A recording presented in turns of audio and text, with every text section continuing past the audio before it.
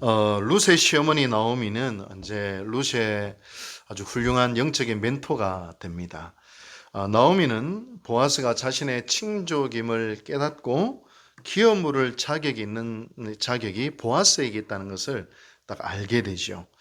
그래서 나오미는 자신이 가지고 있는 영적인 지혜로 룻이 보아스와 결혼할 수 있도록 가이드를 해주고 멘토를 해주게 됩니다.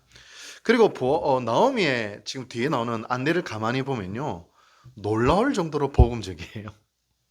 그냥 훅 읽으면 뭐 그런갑다 하겠지만, 이 나오미가 꾀가 많네 하겠지만, 놀라울 정도로 복음적입니다. 그리고 놀라울 정도로 굉장히 하나님 나라의 완성을 향해 나아가는 영적 지혜를 지금 나오미가 룻에게 주고 있는 것입니다.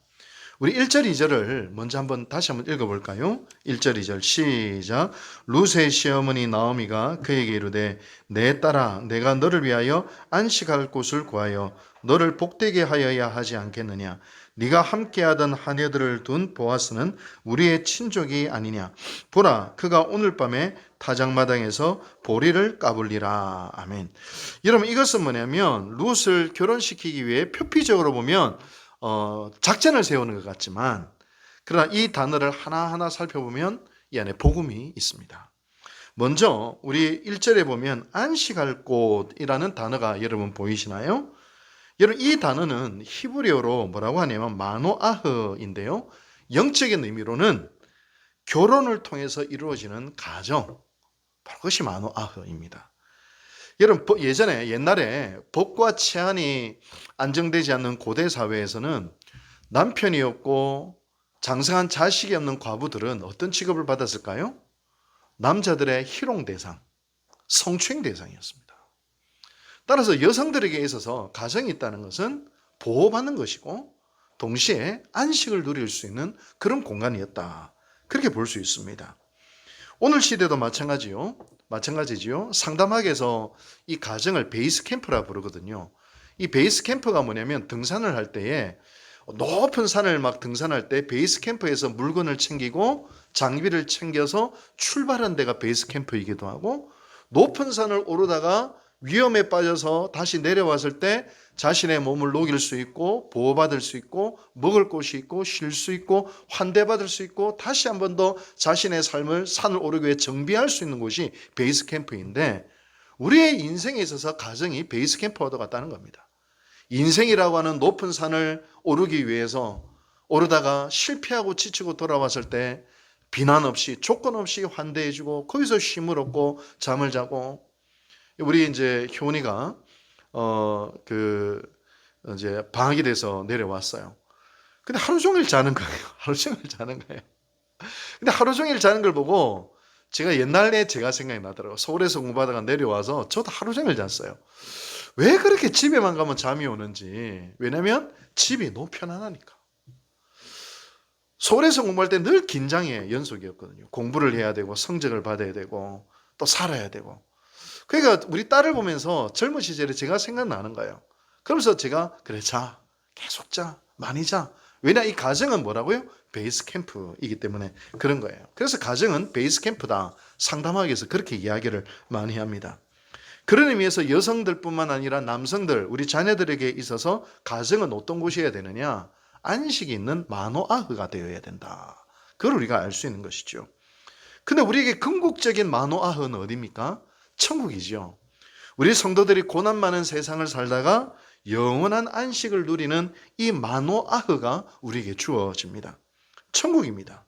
천국은 신랑 되신 예수님과 어린 양의 혼인잔치를 하고 거기서 예수님과 연합하고 영원한 안식을 누리는 참된 마노아흐, 안식이 있는 곳, 바로 그것이 천국입니다. 요한계시록의 이미지가 그렇지 않습니까? 요한계시록에서 천국을 뭘로 상징하나요? 어린 양의 혼인잔치로 참여하지 않습니까? 예수님이 신랑이고 우리가 신부다, 이런 거예요.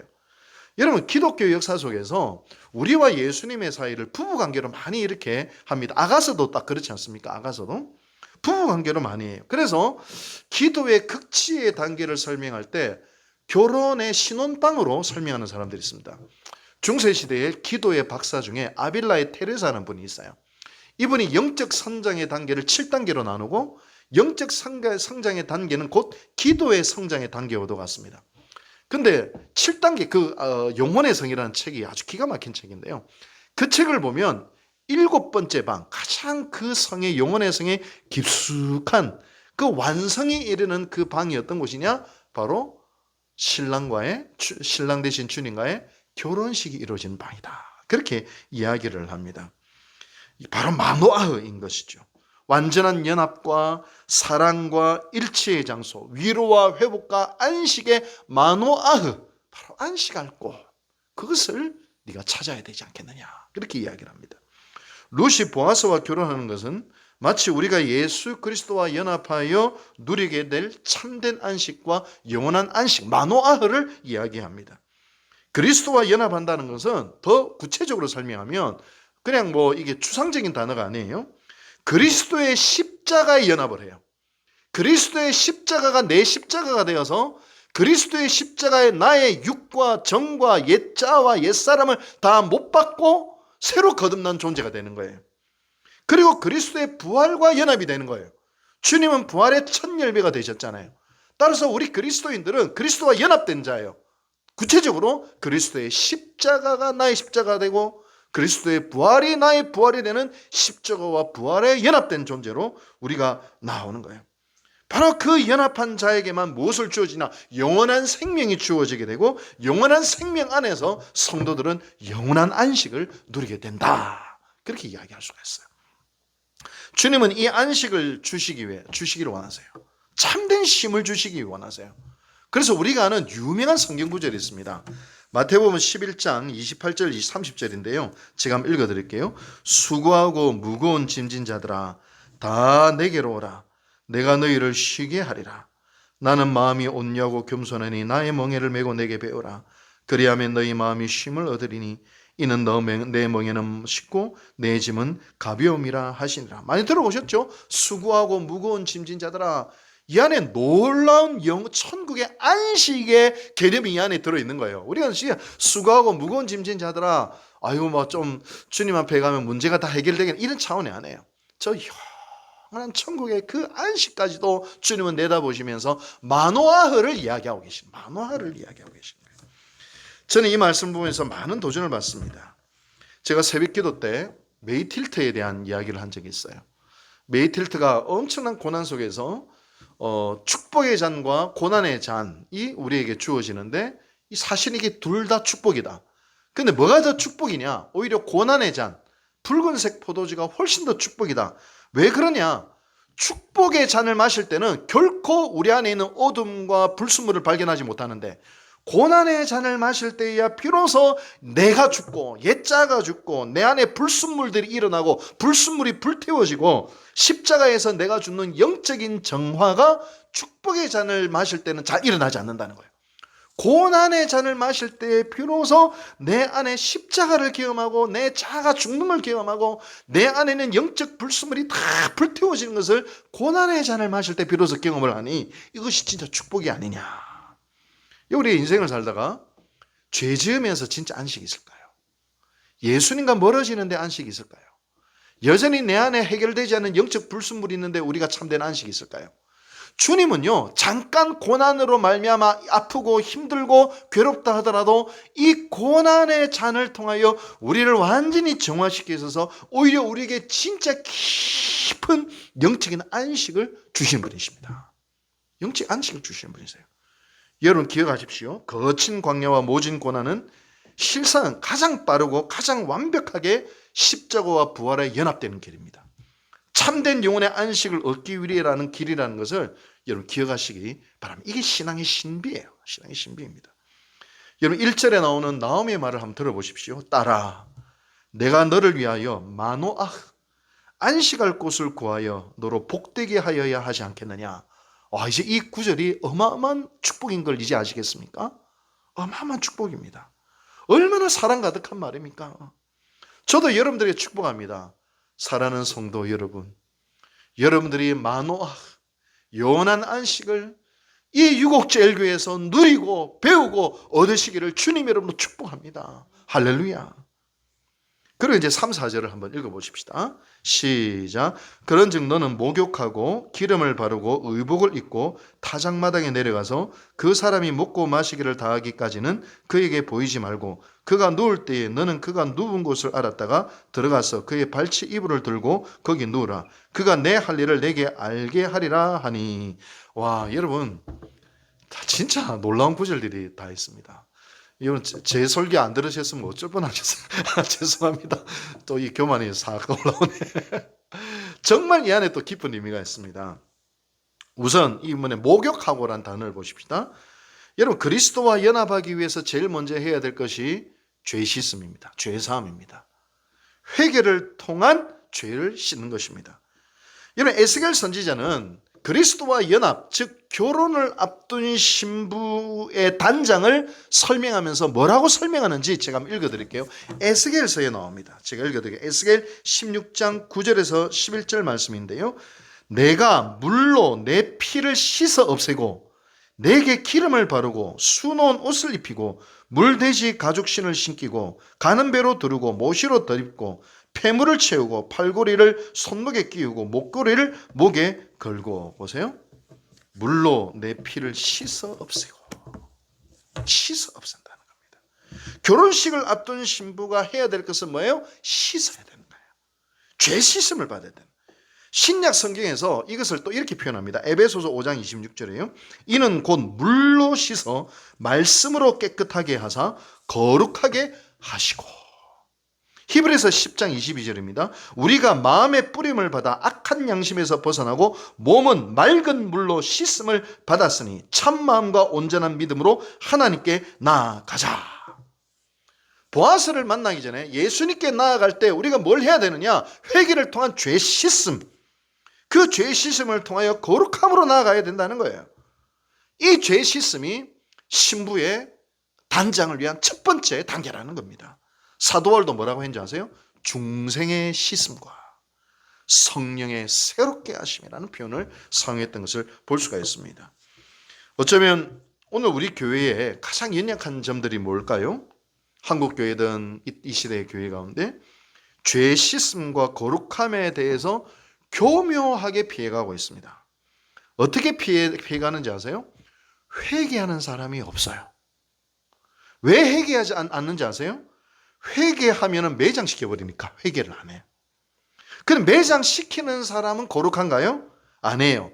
다른 사람의 죄를 공격하고 비난함으로써 나는 안 그렇다는 자신의 의를 아주 악랄하게 드러내는 거예요. 그래서 사실은 매장시키는 사람이 더 죄와 악이 가득해요, 사실은. 그리고 회개하거나 누군가의 죄를 바라보면 거품 물고 공격하는데 실제로 공격하는 그 사람들을 벗겨보면 더 심각한 죄에 있는 경우가 훨씬 더 많은 것을 보게 됩니다. 따라서 오늘날의 시대는요, 회개하는 사람도 없고 회개하면 매장시키니까 더 이상 회개가 일어나지 않아요. 평양 장대영 교회의 회개운동은 불가능합니다. 현재 한국 교회는 불가능합니다. 그리고 점점점 위선적인 모습으로 가고 인간의 흥을 돋구는 찬양 집회나 전도 집회나 막 성교나 이런 것들로 뭐예요? 영적인 가장을 해나가는 거죠. 위선을 해나가요. 참된 공동체는 어떤 것이냐? 죄 씻음, 회개, 서로 안의 연약함을 고백하고 서로 안의 부족함을 고백하고 저를 용서해 주세요. 나는 이 죄인입니다. 교만 떨지 아니하고 겸손하게 그것을 고백하며 서로 기도해주고 긍휼히 여기고 사랑하고 환대하고 거룩한 변화 속에서 거룩한 성장과 자람이 있는 공동체가 참된 교회의 출발임을 우리는 알 수가 있는 것입니다. 여러분, 적절한 영적인 가문과 분위기와 문화로 가장되어버린 오늘날의 시대, 여러분 어떻게 생각하십니까? 십자가에서 나는 죽고 그리스도만 사십니다 라고는 이 고백이 우리 유곡제일교회, 저는 우리 유곡제일교회에서 그 가능성을 봅니다. 유곡제일교회에서 그 가능성을 봐요. 정말 그 가능성을 봅니다. 정말 연약한 담임 목사를 여전히 사랑해 주시고 연약한 자를 바라볼 때 여전히 우리 성숙한 우리 권사님들, 그분들을 여전히 품 안아주시고 사랑해 주시는 그 모습 속에서 우리 유곡제일교회는 그런 교회가 될 줄로 믿습니다. 놀라운 영적 자산을 우리 유곡제일교회가 가지고 있어요. 여러분, 서로 겸손히 죄를 고백하고 연약함을 고백하고 서로 애통하고 긍휼히 여기고 서로 죄의 씻음과 점점점 거룩함으로 나아갈 때 뭐예요? 어둠이 틈타지 못해요. 어둠이 틈타지 못합니다. 그런 교회로 만들어가는 우리 모든 성도들 되시길 축복합니다. 그 다음에 볼 단어가 기름을 바르고 라고 해요. 기름을 바르는 것은 구별한다라는 의미입니다. 여러분 구약시대에 누구한테 기름을 발랐는지 아세요? 세 사람에게 기름을 발랐습니다. 왕, 선지자, 제사장. 기름을 바른다는 것은 뭐냐면 구별해요. 너는 좀 특별한 사람이야. 하나님의 일을 하기 위해서 너는 구별되었어. 너는 다르게 살아야 돼. 너는 다른 일을 해야 돼. 하나님의 사람이야. 구별하는 거예요. 제사를 지낼 때도 제물에 기름을 바를 때가 있는데 구별됐다는 의미를 가지고 있습니다. 룻이 기름을 바른다는 것은 어떤 의미를 가지고 있냐면 이제는 보아스를 위하여 구별된 여자야. 그런 의미를 가지고 있어요. 전에 보아스 밭에 룻이 왜 갔어요? 이삭 주워 먹으러. 이삭 주우러 갔어요. 이제는 이삭이 목적이 아니라 누가 목적이에요? 보아스가 목적입니다. 우리로 하면은 예수님이 목적이 되어야 되는 거예요. 신앙생활 할 때도 이삭만 보고 오는 사람이 있어요. 기도하면 복을 받고 목사님 설교에 은혜 받고 찬양팀 찬양이 좋고 교회 시스템이 좋고 교회 학교가 그 자꾸 이삭만 보고 있는 거야. 이삭만. 여기 계시는 예수님을 보고 여기 계시는 예수님이 계시면 난 충분합니다.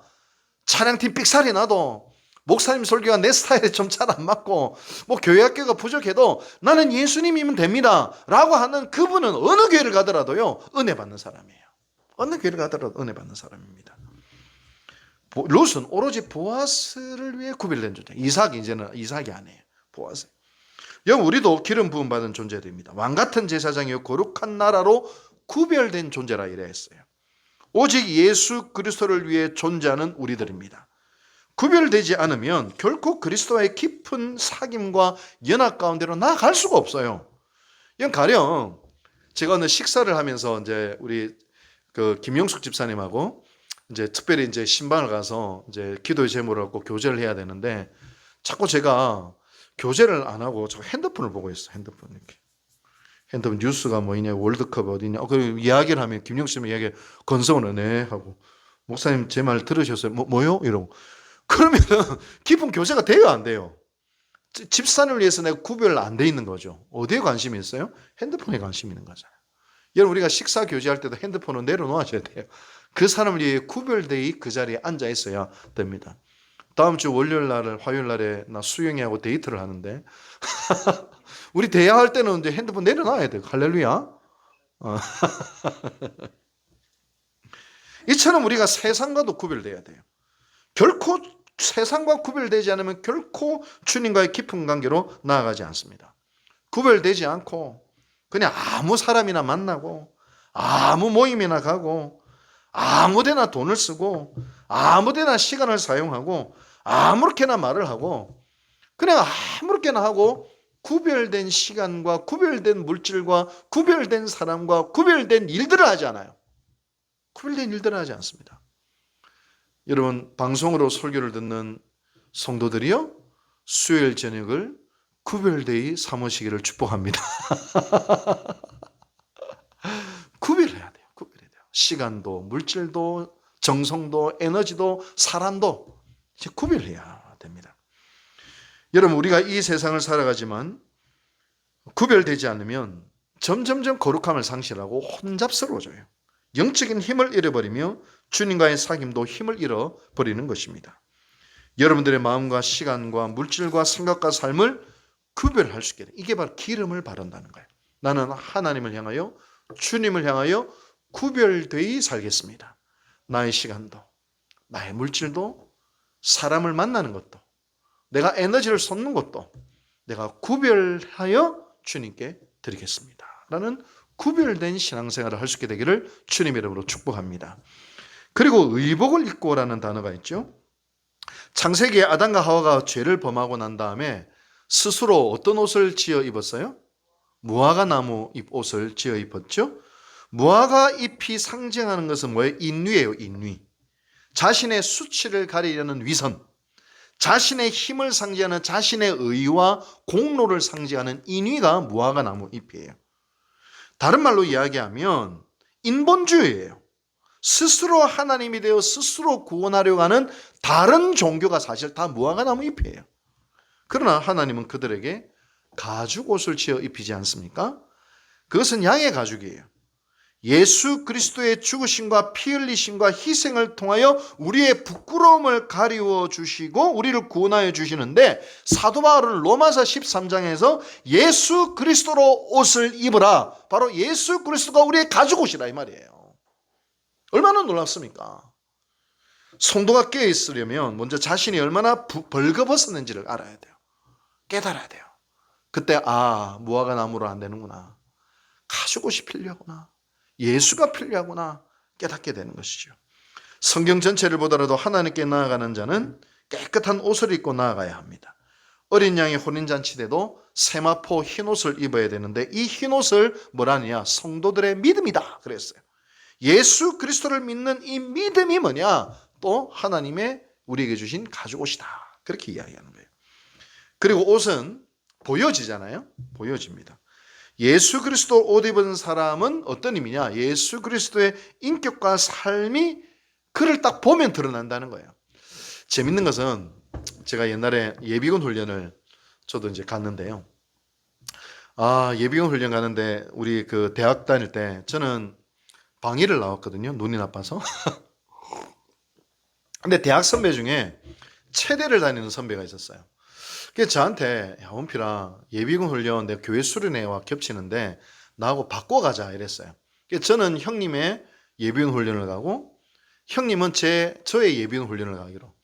그래서 제가 형님의 예비군 훈련 갔는데 이게 웬걸 체대니까 전부 다 특전사 해병대 UDT인 거예요. 나는 방위. 옷부터 달라. 전부 다 울긋불긋 이랬는데 저는 민민한 민문이.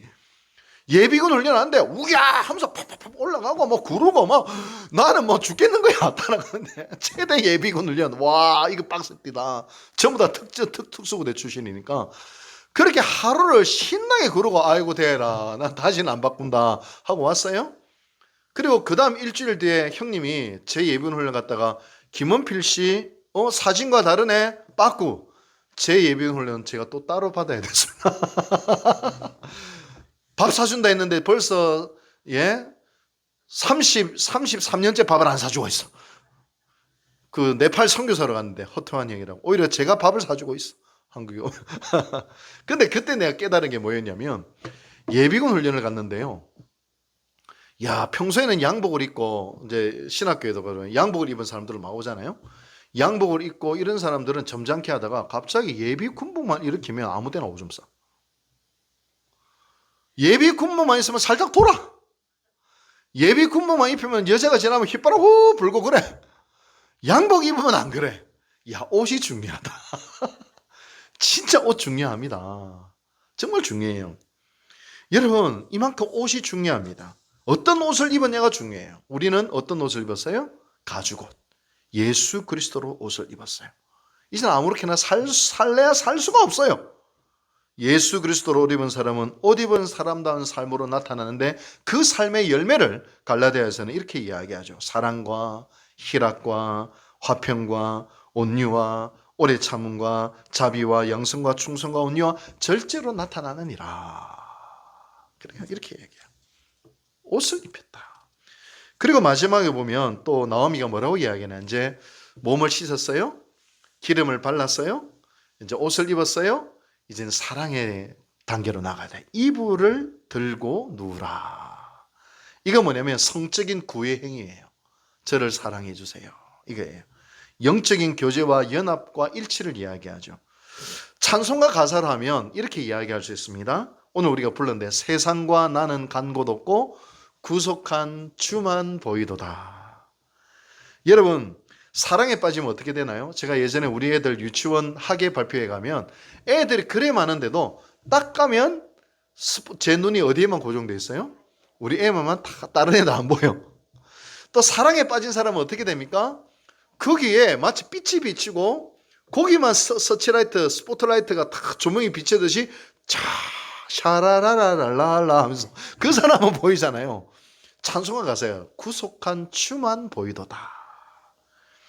예수님과 사랑에 빠진 찬송이 바로 그렇습니다. 세상과 나는 간 곳 없고 구속한 주만 보이도다. 그리고 하나 더 있어요. 오늘 우리가 불렀는데 찬송가 85장. 중세의 성자 버나드가 작사한 찬송가인데요. 그 가사가 이래요. 들어보세요. 구주를 생각만 해도 이렇게 좋거든. 주 얼굴 배울 때야 얼마나 좋으랴. 예수의 넓은 사랑 어찌다 말하랴. 주 사랑 받은 사람만 그 사랑 알도다. 사랑의 구주 예수여 내 기쁨 되시고 이제로부터 영원히 영광이 되소서. 누군가를 사랑하면요, 밥을 먹어도 그 사람 생각, 일을 해도 그 사람 생각, 길을 걸어도 그 사람 생각밖에 나지 않고 그 사람 생각하면서 희죽희죽 웃습니다. 구주를 생각만 해도 내 마음이 좋거든. 나오미는 룻에게 이제 이 깊은 사랑과 연합으로 나아가라, 그렇게 영적인 조언을 해주고 있습니다. 그러자 룻이 어떻게 했나요? 어떻게 했어요? 다 행하리이다, 그렇게 이야기하잖아요. 앞에서 말한 모든 영적인 여정, 몸을 씻고 기름을 바르고 옷을 입고 이불을, 그죠? 사랑의 단계 가운데 나아가는 이 모든 것을 내가 행하겠습니다. 근데 여러분, 이때로 한번 가봅시다. 그럴만 했는가? 첫째, 위험성이 따라요. 나오미의 계획은 상당히 위험한, 한밤중에 여자 혼자 타작마당에 갔다가 혹시나 깡패라도 만나면, 강도라도 만나면 무슨 일, 무슨 몹쓸 짓을 당할지 어떻게 알고 그 밤엔 이불을 들고 나아갑니까? 혹 보아스를 만났다 하더라도 보아스가 오해할 수 있잖아요. 이 여자 왜 이래 음란한 여자네? 아, 이거 상종 못하겠어. 그럴 수도 있잖아요. 그럴 수도 있잖아요. 위험성이 따랐어요. 두 번째는 뭐냐면 보아스가요, 나이가 우리 수영이처럼 젊었을까요? 저처럼 나이가 많았을까요? 나이가 많았어요. 보아스가요. 나이가 많았어요. 룻도 지 또래 남자 만나고 싶지 않았을까? 꽃미남. 적어도 꽃미남 아이들 자기 또래. 나이가 많았어요. 근데 룻은 어떻게 했습니까? 위험에도 불구하고 비록 나이가 많아도 무조건 순종했습니다. 시어머니가 왜 목욕을 하게 하는지, 왜 기름을 바르게 하는지, 왜 옷을 입고 이불을 가지고 누우라 하는지 룻의 수준에서는 이해할 길이 없어요. 이해할 길이 없지만 어떻게 합니까? 겸손히 순종을 합니다. 철저히 순종을 합니다. 여러분, 신앙생활 하다 보면 룻과도 같은 성도들이 있어요. 어떤 사람들은 이유를 다 따져요. 왜요? 왜 이렇게 해야 돼요? 이거는 이해가 안 되는데요. 피곤해. 근데 어떤 분들은 전도합시다 하면 네 하고 나와. 이유가 없어. 구역 세일 모임 합시다 하면 네 해. 11조 해야 된다면 그런가요? 네. 헌금 어떻게 해? 물어봐요. 실제로. 우리 신명우 지사 같은 경우는 헌금은 어떻게 해야 되나요? 그래서 자기 조카가 알려주니까 그래 하고 그대로 하고. 참 그래요. 제 신앙생활 하다 보면 참 룻과도 같은 성도들이 있어요. 자기 생각을 내려놔요. 자기를 부인해요. 하나님의 말씀이 이해가 안 되고 받아들이기 어렵다 하더라도 그 말씀에 감동이 되고 도전이 될 때 무조건적으로 순종을 하는 거예요. 왜 그런지 아세요? 하늘이 땅보다 높은 가치, 내 생각보다 하나님의 생각이 높기 때문에, 나의 지혜로움보다 하나님의 어리석음이 훨씬 더 지혜롭기 때문에 이 믿음이 순종으로 이끌고 그 겸손이 순종으로 이끌고 이런 자기 포기가 순종으로 이끌기 때문에 마지막 단계가 순종이에요. 순종이 뭐보다 낫다? 제사보다 낫다는 거예요. 여러분, 오늘도 우리가 신앙생활 하면서 많은 도전이 있습니다. 많은 감동이 있습니다. 근데 이것이요, 순종하지 않으면 내 머리로 다 쌓이고, 머리로 쌓이는 신앙은 교만이 되고 다른 사람을 판단하는 무서운 죄악의 도구가 될 수 있습니다. 머리로 쌓이면 안 돼요. 우리의 손과 발로 순종으로 나아갈 수 있게 되기를 바랍니다. 그때 나오미가 이야기한 복이 있는 거예요. 영적인 복을 누리는 거예요. 영적인 축복을 누리는 거예요. 이 축복 가운데 우리 주님은 우리를 초대하고 계시는 것입니다. 여러분, 이 룻기를 통한 이 복음이 얼마나 놀랍습니까? 이제 유혹절개의 모든 성도들이 이 복을 누릴 수 있게 되기를 바랍니다. 아는 것을 넘어서, 감동을 넘어서 이제는 우리 안에 거룩한 결단으로, 거룩한 변화로 나아갈 수 있는 그 은혜가 저와 여러분 가운데 있게 되기를 주님의 이름으로 축복합니다.